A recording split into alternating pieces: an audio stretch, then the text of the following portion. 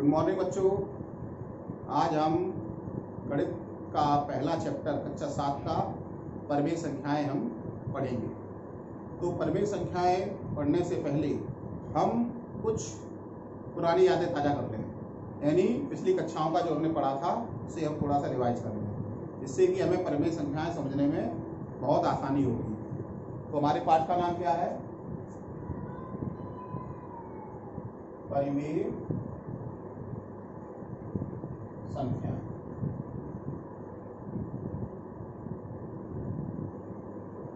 तो परिमेय संख्याएं के बारे में जानने से पहले हमें प्राकृतिक संख्याएं,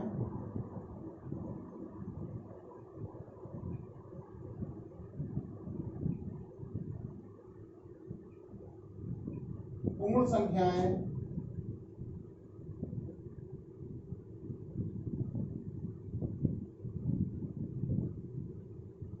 तथा पूर्णांक,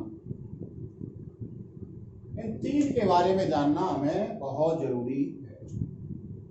देखिए, तीनों का हम जो है तुलनात्मक अध्ययन करेंगे। तीनों में बेसिकली डिफरेंस क्या है, तो तीनों में क्या क्या चीजें अलग हैं। तो सबसे पहले प्राकृतिक संख्याएं। तो प्राकृतिक संख्याएं क्या होती हैं? प्राकृतिक संख्याएं वो होती हैं जो हम गिनने के काम आती हैं, जो बचपन से हम चीजों को गिनना शुरू कर देते हैं और हमें ये नहीं पता होता वास्तव में ये प्राकृतिक संख्या है। एक्चुअली से एक संख्याओं का एक विशेष समूह है और सबके अलग अलग नामकरण हैं, समझ रहे हैं? तो नामकरण के हिसाब से उनकी एक स्पेशलिस्टी है, यानी उसकी विशेषता है कि इसमें क्या है।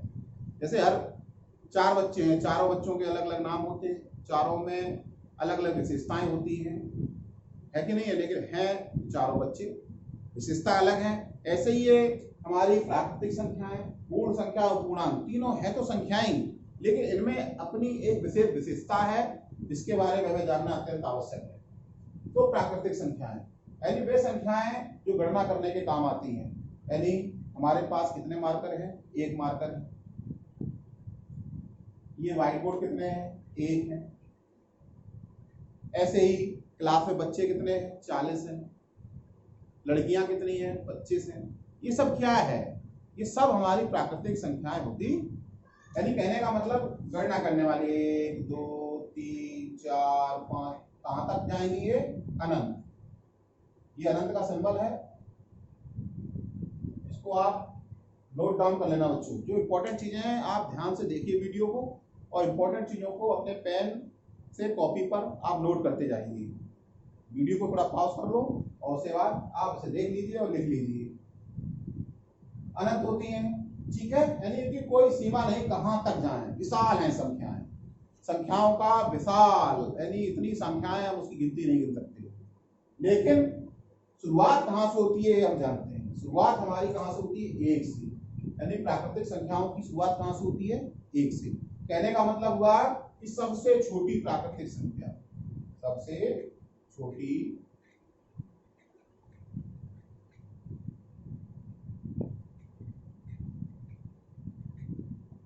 हमारी कौन सी है? ठीक है, इंपॉर्टेंट क्वेश्चन है, पूछा जाता है सबसे छोटी प्राकृतिक संख्या, तो हमें बताना सबसे छोटी प्राकृतिक संख्या हमारी 1 है। सबसे बड़ी प्राकृतिक संख्या अनंत, यानी पता नहीं कौन सी है, तो उसका उत्तर क्या आएगा? अनंत। ठीक है। नंबर 2, पूर्ण संख्याएं। पूर्ण संख्याओं में क्या होता है? प्राकृतिक संख्याओं में अगर हम 0 को और शामिल कर दें तो वो संख्या हमारी पूर्ण संख्याएं कहलाती। यानी कहने का मतलब प्राकृतिक संख्याएं कितनी है? 1 2 3 4 5 डॉट डॉट डॉट डॉट अनंत। कहां तक है? अनंत तक है। ये प्राकृतिक संख्या है। प्राकृतिक संख्याओं में क्या 0 और शामिल कर दिया जाए? क्या कर दिया जाए? 0। तो 0 शामिल करने पर ये क्या हो गया? ये सारी की सारी हमारी क्या बन गई? पूर्ण संख्याएं बन गई। क्या बन गई? पूर्ण संख्याएं। ठीक है, बेसिकली डिफरेंस समझ में आया? प्राकृतिक संख्या 1 से लेकर अनंत तक प्राकृतिक संख्याएं, उसमें 0 और शामिल कर दिया तो हमारी पूर्ण संख्याएं बन गई। तो इसमें एक क्वेश्चन इंपॉर्टेंट पूछा जाता है, सबसे छोटी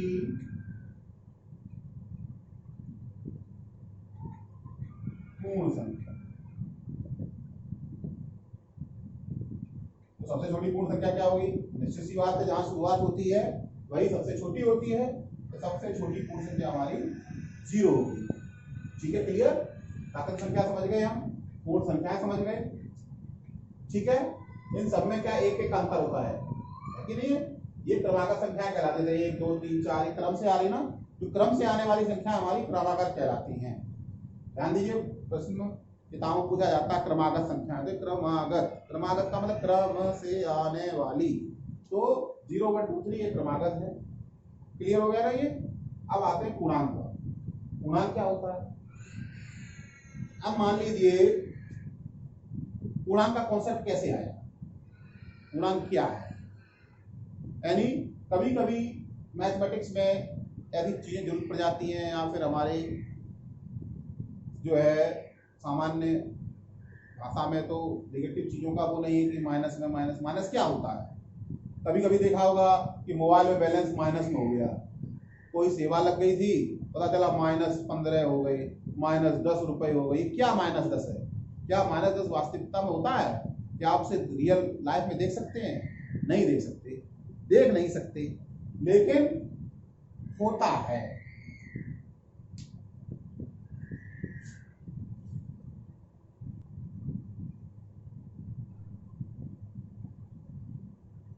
तो कभी कभी क्या होता है, मोबाइल में बैलेंस हमारा माइनस में चला जाता है, यानी कोई सेवा लग जाती है और माइनस बैलेंस, यानी हमारे पास पैसे नहीं थे, मान लीजिए खाते में 5 रुपए पड़े और आपने सेवा कोई गलती से लगा ली है, आपने उसकी सेवा शुल्क 20 रुपए है, यानी पैसे 5 रुपए हैं और आपने खर्चा 20 का कर दिया, तो वो कंपनी वाले क्या करते हैं, आपका माइनस में कर देते हैं, यानी घटा देते हैं, यानी -15 का मतलब आपको 15 रुपए और देने हैं। जब भी आप रिचार्ज कराएंगे आपके 15 रुपए ऑटोमेटिकली कट जाएंगे। तो कहने का मतलब है ऋणात्मक संख्याएं की आवश्यकता पड़ी, कहने का मतलब है जितनी भी आपकी जो है संख्याएं,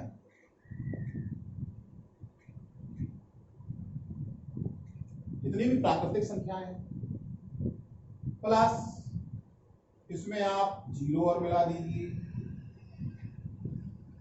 यानी कहने का मतलब पूर्ण संख्याएं हो गई हैं, 0 और मिला दिया, पूर्ण संख्याएं प्लस इसमें नेगेटिव संख्याएं हो, कहने से मतलब माइनस वाली प्राकृतिक संख्या कह सकते हैं एक तरीके से, नेगेटिव संख्या यानी -1 -2 -3 -4 -5 ये संख्याएं। तो ये संख्याएं मिलाने पर पूर्णांक का निर्माण करती हैं। तो अगर इसे हम संख्या रेखा पर दिखाना चाहें तो संख्या रेखा पर के बीच में मध्य में क्या होता है, शून्य होता है संख्या रेखा, ये संख्या रेखा बना रहे हैं, संख्या रेखा। फिर इसको बराबर भागों में आप बांटते चले जाइए, कहां तक जाता है ये, अनंत। ये कहां तक जाएगा, माइनस अनंत, 1 2 3 4 5 -1 -2 -3 -4 -5 -6। देखिए ये संख्या रेखा पर हमारे पूर्णांकों का निरूपण है। तो ये सारी जितनी भी संख्या मैंने लिखी है, सारा इनका अगर हम एक समुच्चय बना दें तो ये समुच्चय, इसका समुच्चय हमारा क्या कहलाएगा, पूर्णांक कहलाएगा, यानी माइनस वाले संख्याएं और ये प्लस वाली संख्याएं और 0 को मिलाने पर हमारी पूर्णांक संख्याओं का निर्माण होता है। संख्या रेखा। अब सबसे बड़ी इसमें प्रश्न पूछे जाते हैं कि सबसे छोटी पूर्णांक संख्या कौन सी है। तो सबसे छोटी पूर्णांक संख्या बता सकते हैं? नहीं बता सकते, क्योंकि सबसे छोटी ढूंढने जाएंगे तो उससे भी एक छोटी मिलेगी, माइनस अनंत तक जाएगा। ऐसे ही बड़ी अगर ढूंढने जाएंगे 5 6 तो अनंत तक जाएगा, यानी ना तो इसकी हम छोटी पूर्णांक संख्या निकाल सकते हैं, ना ही इसकी बड़ी पूर्णांक संख्या निकाल सकते हैं। यानी अनंत तक आपकी माइनस में भी संख्या है और अनंत तक आपकी प्लस में भी संख्या है। अब इसमें महत्वपूर्ण प्रश्न क्या बनता है, छोटी और बड़ी का कॉन्सेप्ट। छोटी और बड़ी, छोटी और बड़ी, यानी कौन सी संख्या छोटी है और कौन सी संख्या बड़ी है। तो एकदम सीधा सा कॉन्सेप्ट है, संख्या रेखा के बाएं हाथ पर, संख्या रेखा के बाएं हाथ पर जितनी संख्या है वो सब छोटी है, और दाएं हाथ पर कोई संख्या है तो वो आपकी बड़ी है। जैसे अगर पूछा जाए कि 0 बड़ा है या -1 बड़ा है, तो आप देख लीजिए 0 और -1 की पोजीशन क्या है। -1 लेफ्ट साइड पे है और ये राइट साइड पे है, तो बाएं हाथ पर है -1 और 0 दाहिने हाथ में, दाहिने हाथ वाली संख्या बड़ी होगी और बाएं हाथ वाली संख्या आपकी छोटी होगी। तो इसमें आपकी छोटी कौन सी हो गई, -1 हो गई, और बड़ी कौन सी हो गई, 0 हो गई। ठीक है, ऐसे ही मान लीजिए -3 की बात की जाए और -5 की बात की जाए, दोनों माइनस वाली ले ली जाए। अब कौन सी बड़ी है, तो बच्चे कहेंगे 5 बड़ी जा रहे हैं। इस तरह नेगेटिव का कॉन्सेप्ट समझने के लिए आपको क्या है, ये समझना पड़ेगा कि कौन सी संख्या रेखा के बाएं हाथ पर है, कौन सी संख्या रेखा के दाएं हाथ पर है। तो इसमें -5 जो हमारी बाएं हाथ पर है और -4 दाएं हाथ पर है, तो इसमें हमारी संख्या कौन सी बड़ी, -3 हमारी बड़ी हो गई और -5 हमारी छोटी हो गई। ठीक है, हमने प्राकृतिक संख्याएं समझ ली, पूर्ण संख्याएं समझ ली और पूर्णांक संख्याएं समझ ली। अब हम आते हैं परिमेय संख्याओं पर। ये परिमेय संख्याएं क्या होती हैं, तो परिमेय संख्याएं वे संख्याएं होती हैं जिन्हें हम ऐसे परिभाषा लिख सकते हैं, वे संख्याएं जिन्हें हम P/Q के रूप में लिखा जा सके।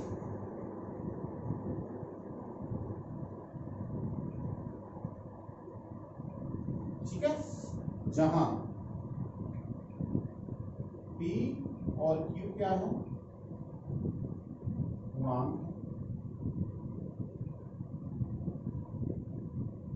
तथा Q नॉट इक्वल टू 0। ठीक है, यानी वे संख्या जिन्हें हम P/Q के रूप में लिख सकें जहां P और Q पूर्णांक है तथा Q नॉट इक्वल टू 0। ये बहुत इंपॉर्टेंट है, यानी ये जो है Q 0 नहीं हो सकता। P/Q के रूप में लिख सकते हैं लेकिन Q 0 नहीं हो सकता, ये हमारी शर्त है। अगर Q 0 हो गया तो वो हमारी परिमेय संख्या हमारी नहीं कहलाएगी।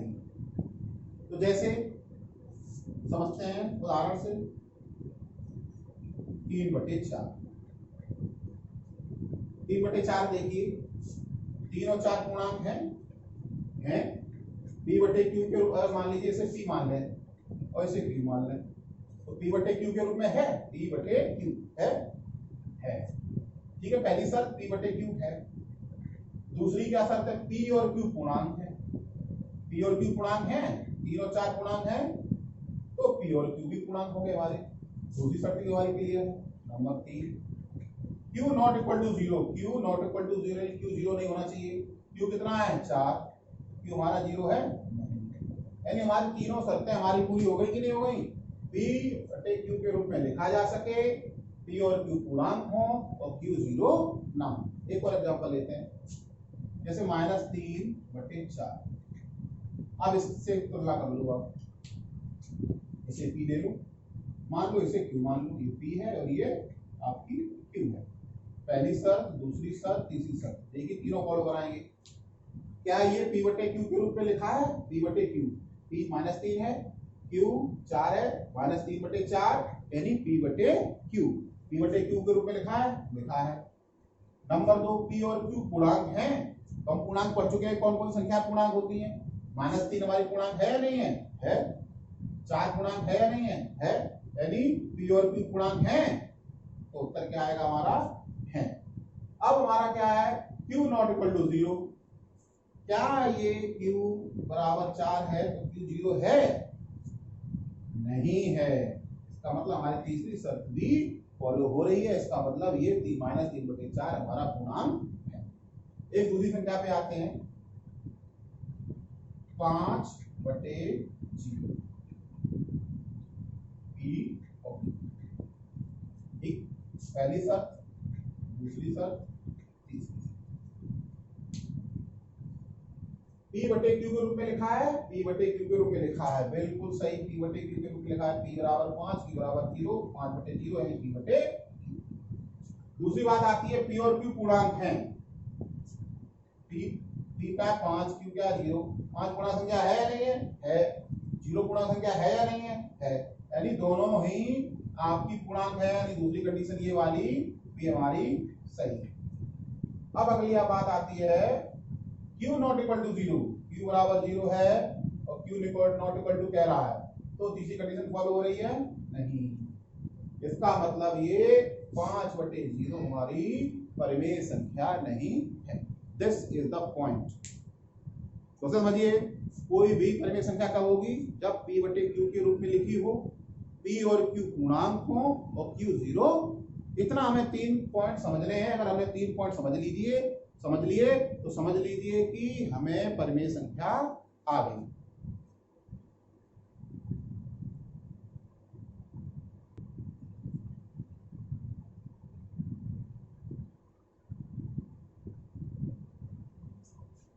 अब हम प्राकृतिक संख्याएं, मूल संख्याएं, पूर्णांक और परिमेय संख्याओं का तुलनात्मक अध्ययन करेंगे, जिससे कि हमें इन चारों चीजों में अंतर समझ में आए कि चारों में बेसिकली डिफरेंस क्या है।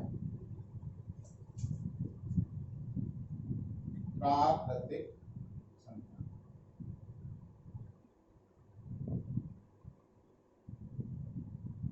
मूल संख्या,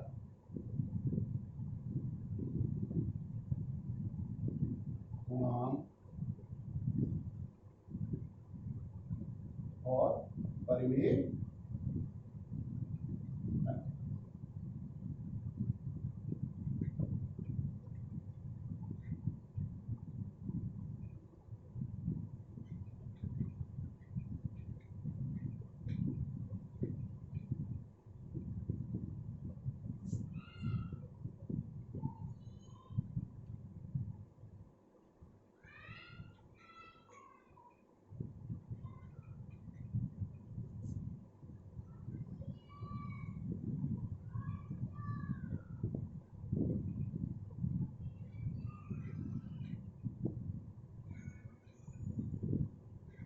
देखिए, अब एक हम यहाँ संख्या लिखेंगे और फिर उसके बारे में हम पूरा उसका पोस्टमार्टम करेंगे कि आखिर में वो क्या क्या है, किस किस रूप में है।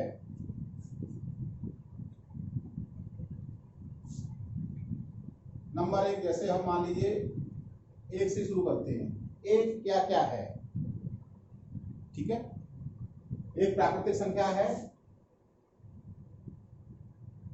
हम पढ़ चुके हैं।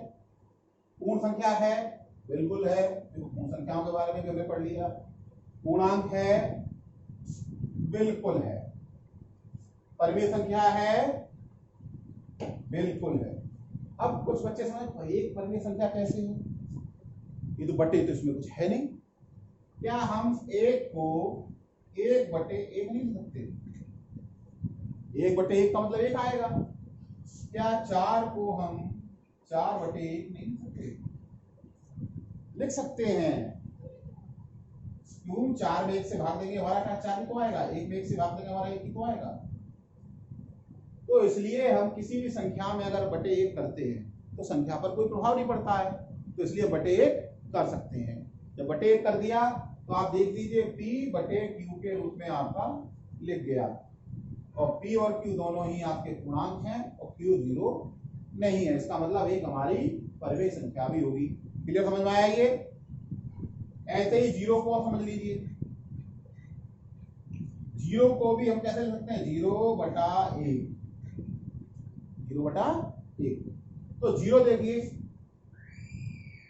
पूर्णांक है, 1 पूर्णांक है।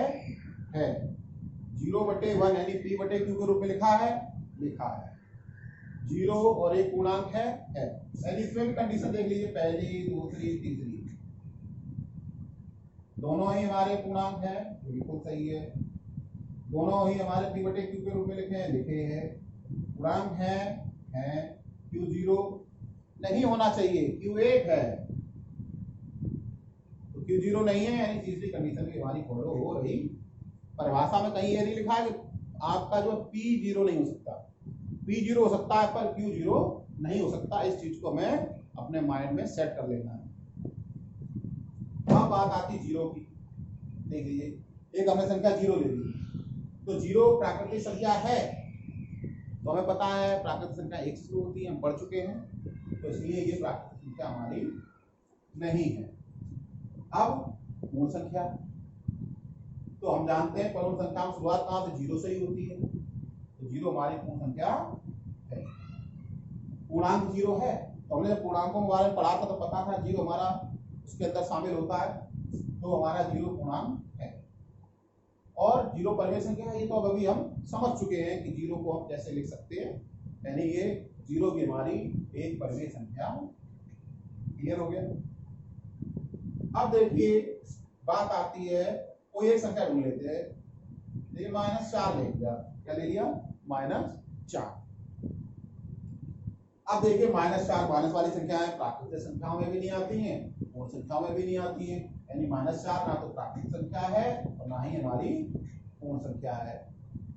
अब पूर्णांक की बात करते हैं, तो पूर्णांक में हमने पढ़ा था कि जितनी माइनस संख्याएं होती हैं और प्लस संख्याएं होती हैं, सारी की सारी पूर्णांक होती हैं, तो ये -4 हमारी पूर्णांक संख्या है। और परिमेय संख्या -4 ये भी है, कि वो -4 को क्या लिख सकते हैं, -4/1। क्लियर। तो -4/1 ले सकते हैं, P/Q के रूप ले सकते हैं, इसका मतलब हमारी -4 भी हमारी परिमेय संख्या।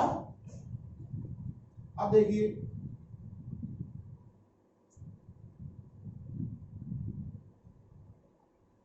एक ले लेते हैं सिंपल सा, 1/4। तो 1/4 हमारी प्राकृतिक संख्या है, नहीं है, पूर्ण संख्या है, नहीं है, पूर्णांक है क्या, 1/4 पूर्णांक है। हमने क्या पढ़ा संख्या, जो हमने संख्याएं पढ़ी उसमें बट्टे वाली कोई संख्या आ रही थी, पूरा सेट पढ़ा था हमने, उसमें बट्टे वाली कोई संख्या नहीं थी, तो इसका मतलब ये पूर्णांक संख्या हमारी नहीं है। ये P/Q के रूप में लिखा है, तो इसका मतलब ये हमारी परिमेय संख्या। P/Q के रूप में भी लिखा है, 1 और 4 पूर्णांक हैं और 4 0 नहीं होता, आप जानते हैं 4 0 नहीं है, तो ये हमारी परिमेय संख्या होगी। ठीक है, तो जहां तक है इन 4 छोटे से एग्जाम्पलों से कुछ क्लियर होगा कि क्या एक्चुअल में क्या। आज हमने प्राकृतिक संख्याएं, पूर्ण संख्याएं, पूर्णांक संख्याएं तथा परिमेय संख्याओं के बारे में हम लोगों ने सीखा, और अगले वीडियो में हम लोग परिमेय संख्याओं की कुछ विशेषताओं के बारे में पढ़ेंगे, उसके गुणधर्मों के बारे में। आज हमने प्राकृतिक संख्याएं, पूर्ण संख्याएं, पूर्णांक संख्याएं तथा परिमेय संख्याओं के बारे में हम लोगों ने सीखा, और अगले वीडियो में हम लोग परिमेय संख्याओं की कुछ विशेषताओं के बारे में पढ़ेंगे, उसके गुणधर्मों के बारे में। आज हमने प्राकृतिक संख्याएं, पूर्ण संख्याएं, पूर्णांक संख्याएं तथा परिमेय संख्याओं के बारे में हम लोगों ने सीखा, और अगले वीडियो में हम लोग परिमेय संख्याओं की कुछ विशेषताओं के बारे में पढ़ेंगे, उसके गुणधर्मों के बारे में। इस वीडियो को ज़्यादा से ज़्यादा शेयर करें, जिससे अधिक से अधिक बच्चे इस वीडियो का लाभ ले सकें और अपनी पढ़ाई जारी रख सकें। धन्यवाद।